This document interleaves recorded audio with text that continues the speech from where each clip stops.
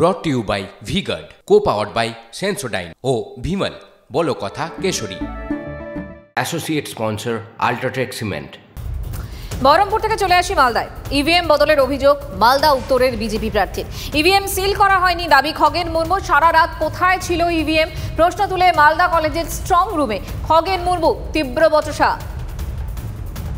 এখনো পর্যন্ত strong room open থাকে, হোল নাইট চলে গেল। আমরা এখানে আছি, আমার ইলেকশন এজেন্ট উনি হোল নাইট এখানে ছিলেন, তারপরেও স্ট্রং রুম সিল করছেন না। তার মানে কি করতে চাইছেন? তাহলে আমার এখানে ইভিএম কি সিকিউরড আছে?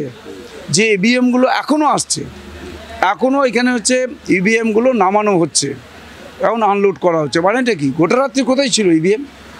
তো ইভিএম এইভাবে করে বাইরে ফেলে রাখবে, তাহলে কি আমরা মনে করবো সে ইভিএম ঠিক আছে? আমাদের এখানে সন্দেহ হচ্ছে যে এখানকার জেলা প্রশাসন যেভাবে চলছে, আমি আগেও বলেছিলাম আমাদের এখানকার জেলা প্রশাসনের প্রতি আমাদের ভরসা নেই। এরা পুরোপুরি হচ্ছে তৃণমূল কংগ্রেসের দলদাস। তো ইভিএমগুলো এই যে এখন আসছে, কটা ইভিএম এখন এলো, কোথার থেকে এলো, সেটাও আমরা এখন খুঁজে বার করার জন্য আমরা বলবো। উনি কি অভিযোগ করছেন? আমি মাথা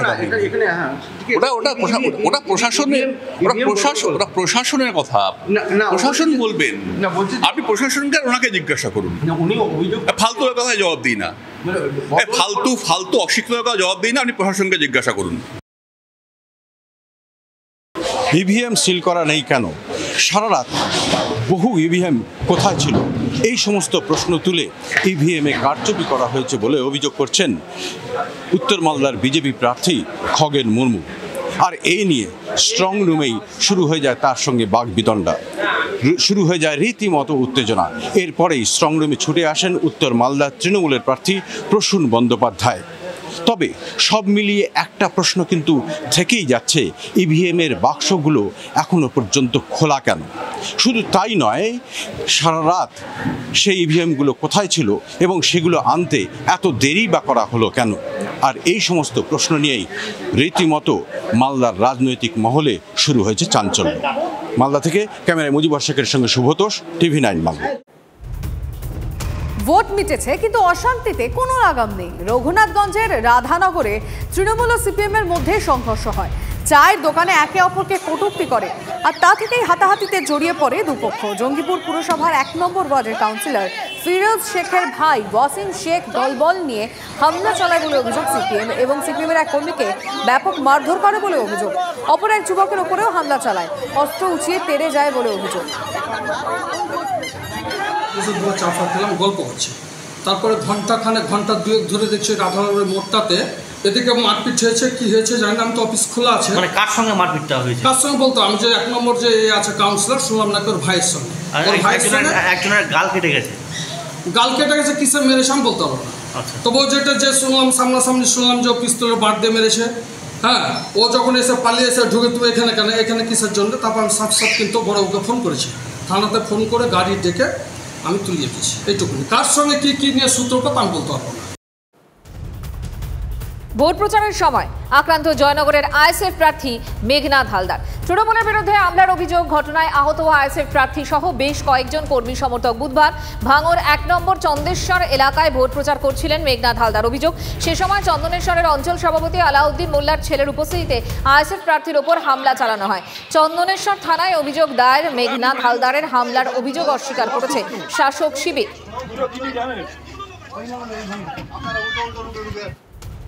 পান্ডুয়ার পর এবার মুর্শিদাবাদের রানীতলা, ফের আক্রান্ত শৈশব। ভোট মিটতে না মিটতেই মুর্শিদাবাদে গুলি, আহত শিশু সহ 5 জন। অভিযোগ তৃণমূলের বিরুদ্ধে। ছাদ থেকে জল পড়া নিয়েই বিবাদের সূত্রপাত। মুর্শিদাবাদের রানীতলা থানার ঘটনা। আহতরা মুর্শিদাবাদ মেডিকেল কলেজ হাসপাতালে ভর্তি রয়েছে। আক্রান্তরা জোট সমর্থক বলেও দাবি। অভিযোগ, গুলি চালিয়েছে তৃণমূল কর্মী সমর্থকরা। আর এই ঘটনা এখনো পর্যন্ত 1 জন আটক হয়েছে। বাড়ি ঝামেলা হতে ওরা চলে আসছে। ওটা তৃণমূল পার্টির লোক। হ্যাঁ, ওদের 2 জন আসতে ছাদে আমরা উঠে গেছি সবাই, ঠিক আছে। ছাদে আপনার ওরা ঢেল ছুটছে, এই করছে। তারপরে আমি যখন নিচে নেমেছি, আমি এক সাইডে দাঁড়িয়েছিলাম, ওখানে কেউ ছিল না। আমি আর ওই যে 3-4টে বাচ্চা ছিল সেখানে, আমাকে উদ্দেশ্য করে ওরা মেরেছে। যেখানে আমি কোনো পার্টি করি না, কিছু করি না। বিবাদ পারিবারিক হোক আর বিবাদ রাজনৈতিক হোক, অস্ত্রের প্রাচুর্য কত পশ্চিমবঙ্গে আছে এবং কত নিয়ন্ত্রণহীনভাবে সেটা ব্যবহার করা হচ্ছে, এবং পুলিশ বা প্রশাসন কার্যত এদের ওপরে কোনো রকম প্রভাব করতে পারেনি, কারণ সমাজ বিরোধী বা দুষ্কৃতীরা মনে করছে এই সরকারটা তাদের সরকার কিছু করতে পারবে না। তৃতীয় দফায় ভোট হয়েছে মুর্শিদাবাদে এবং মোটামুটি শান্তিতেই ভোট হয়েছে, কিন্তু ভোট মিটতেই মুর্শিদাবাদে হিংসায় লাগাম নেই। গতকাল রাতে গুলি আর আজ সকালে মুর্শিদাবাদের রানীতলাতেই জোট কর্মীদের উপর হামলার অভিযোগ তৃণমূলের বিরুদ্ধে। আজ সকালে চায়ের দোকানে যাচ্ছিলেন বাম কংগ্রেস জোটের কর্মী সমর্থকরা, অভিযোগ সেই সময় অতর্কিতে হামলা চালায় শাসক দলের কর্মী সমর্থকরা, অভিযোগ অস্বীকার তৃণমূলের। আমার ভাসুরকে মেরেছে, আমার ভাসুরের রেজা হয়ে গেছে, দিয়ে আমার শ্বশুরের বাঁচাতে গেছি, ভাইয়ের ছেলেকে তো বাঁচাতেই হবে, তার জন্য গেছি রড আর ইট হাসে মাসে সব নিয়ে ওরা মারছে, গোটা এইসব আমার শ্বশুরের এইসব ইটে মারাছে, আবার আমার ভাসুরের মেরেছে, আমার শ্বশুরের পাটা সব ভাঙ হয়ে গেছে। Brought to you by V-Guard, co-powered by Sensodyne ও ভিমল বলো কথা Keshari. Associate sponsor Ultratech Cement।